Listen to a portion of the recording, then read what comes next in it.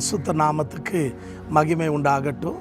என்னோடு கூட ஏசாயா எழுதின தீர்க்க தரிசன புத்தகம் 4ஆம் அதிகாரம் 4ஆம் வசனத்தை தேவ மகிமைக்காய் வாசித்து பாருங்கள். அங்கே அப்பொழுது கர்த்தர் சீயோனின் அழுக்கை கழுவி நியாயத்தீர்ப்பின் ஆவினாலும் சுட்டர்ப்பின் அக்கினினாலே எருசலேமினுடைய இரத்த பழியை நீக்குவார் என்று கர்த்தருடைய வசனத்தை நாம் வாசிக்கிறோம். அன்பான சகோதரனே சகோதரியே, நம்முடைய தேவன் என்ன செய்கிறாரா? சீயோனின் அழுக்கை அவர் சுத்தம் ஆக்குகிறாரா. அப்படி என்றால் அர்த்தம் என்ன? அன்பானுள்ளே தேவனுடைய சபை, தேவனுடைய ஜனங்க எப்படி இருக்கணுமாங்க? சுத்தமாக இருக்கணும், அழுக்கா இருக்கக்கூடாது. நீங்கள் சகரியாவின் தீர்க்க தரிசனம் புத்தகம் 3ஆம் அதிகாரத்தை வாசித்து பாருங்க. பிரதான ஆசாரியனாக இருக்கிற சகரியா அழுக்கு வஸ்திரங்களை தரித்து கொண்டவனாக தேவனுடைய சமூகத்தில் நிற்கும்போது பிசாசானவன் அவன் பக்கத்திலே நின்றிருந்தான் என்று வாசிக்கிறோம். அன்பான சகோதரனே சகோதரியே, நம்முடைய அழுக்கு என்றால் எதை காண்பிக்கிறது? நம்முடைய பாவத்தை காண்பிக்கிறது. ஆகையால் சீயோன் என்று சொன்னால் தேவனுடைய திருசபை. தேவனுடைய சபை அசுத்தமாக இல்லாமல் சுத்தமாக இருக்க வேண்டும். தேவனுடைய ஜனம் பாவத்தில் வாழாமல் பரிசுத்தத்திலே வாழ வேண்டும். ஆகையால் தான் ஆண்டவர் சொல்கிறாரு, நான் என் சபையை என்ன பண்ணுகிறேன்? அதனுடைய அழுக்கை நீக்கி நியாயத்தின் ஆவினாலும் சுட்டறுப்பு அக்கினியினாலே அதனுடைய இரத்த பழியை நான் என்ன பண்ணுவேன்? நீக்குவேன் என்று சொல்லி கரைப்பட்ட நம்முடைய வாழ்க்கையை தேவன் என்ன பண்ண விரும்புகிறாரா? சுத்தமாக்க விரும்புகிறாரா? ஏன்னா தேவ சமூகத்திலே அன்பானவர்களே நாம் காணப்பட வேண்டுமானா எப்படி இருக்கணும்? அன்பானவர்களே, கர்த்தருடைய வசனம் சொல்லுகிறது.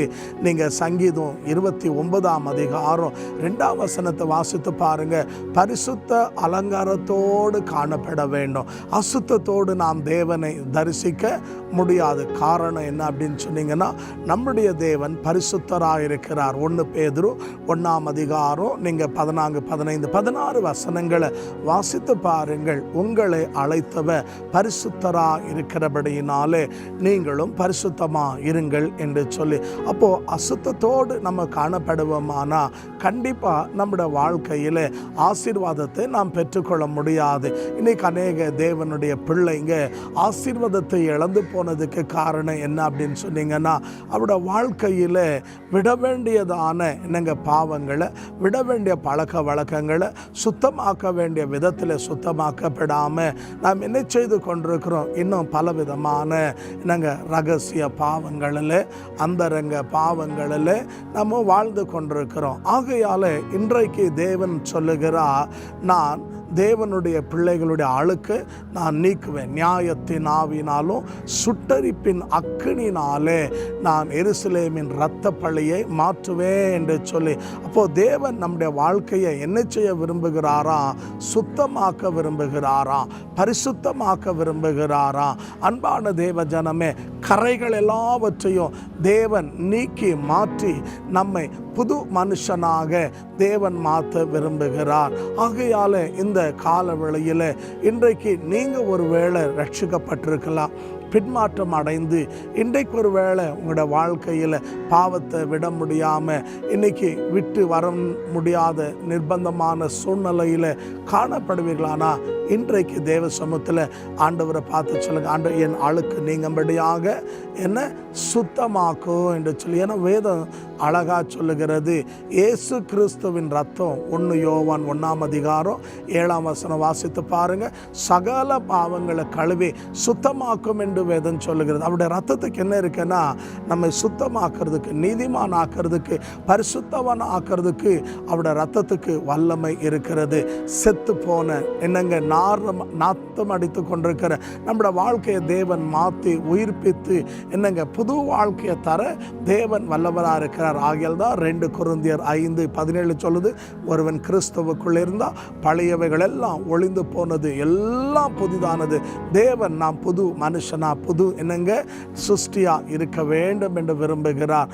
ஆகையால் இந்த புதிய மாதத்தில் தேவ சமூகத்தில் தேவ பிள்ளைங்க என்ன பண்ணுங்க? ஒரு தீர்மானம் பண்ணுங்க, நான் என்ன பண்ண மாட்டேன், இனி நான் அசுத்தமாக வாழ மாட்டேன், நான் தேவன் விரும்புகிற மனுஷனாக நான் மாறுகிறேன் என்று சொல்லி அன்பால் நீங்கள் தீர்மானம் பண்ணுங்க.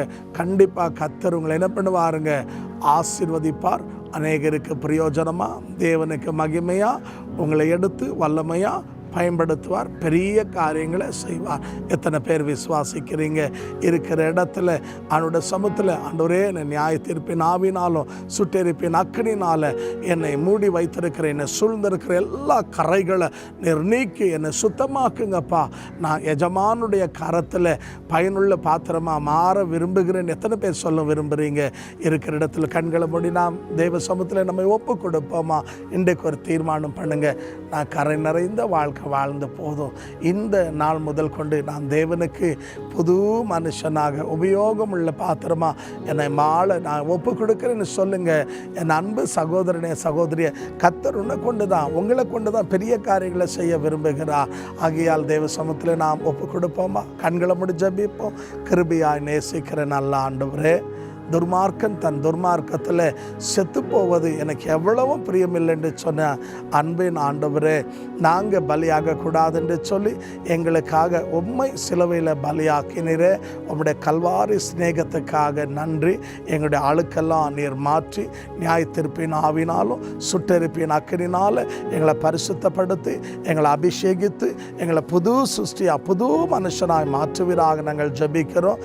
யாரெல்லாம் கட்டப்பட்ட நிலையில், சாபத்தில், ஈரலில், பில்லி சுனியத்தில், மாந்திரிக சக்தியில், அந்தகார வல்லமைகளில் கட்டப்பட்டிருக்கிறாங்களோ அத்தனை பேரையும் இயேசுவின் நாமத்தில் இப்பொழுதே ஆண்டவரை நீர் தொட்டு உம்முடைய கர்த்தாவே சுட்டெரிப்பின் அக்கினினால் எல்லா சாபங்களையும் நீர் நீக்கி நம்முடைய பிள்ளைகளை பரிசுத்தப்படுத்துவீராக நாங்கள் ஜெபிக்கிறோம். அவருடைய குடும்பங்களை ஆசீர்வதியும். பூரண சமாதானத்தை தேவன் கட்டளையிடுங்க. கர்த்தர் இன்றைக்கு அவருடைய வாழ்க்கையில் அற்புதங்களை செய்து அவருடைய குறைகளெல்லாம் நிறைவாக்குங்க. அவள் நினைப்பதுக்கும் ஜெபிப்பதுக்கும் அதிகமாக செய்யும். எங்கே விழுந்தார்களோ அங்கே அவங்க எழுந்து இளைய குமாரனை போல மீண்டும் தகப்பன் வீட்டுக்கு வர, அன்று தன் அழுக்கை நீக்க, சுத்தமாக்க, மீண்டும் தேவனுக்கு பிரயோஜனமாக எவ்விதமாக இளைய குமார் மாறினானோ அதே போல ஒவ்வொருவரையுமா நீர் மாற்றி ஆசீர்வதிங்க. அவருடைய தேவைகள் அனைத்தும் சந்தியுங்க. நல்ல சுகபலனை தந்து பொறுப்பெடுங்க. இயேசுவின் விலையேற பெற்ற நாமத்தில் ஜெபிக்கிறோம் ஜீவனுள்ள பிதாவே, ஆமென். தேவன் உங்களை ஆசீர்வதிப்பாராக.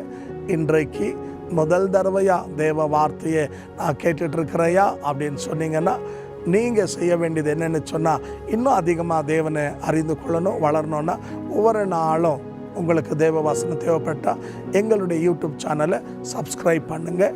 அது மட்டுமல்ல, ஐகான் பட்டனை ப்ரெஸ் பண்ணுங்கள்.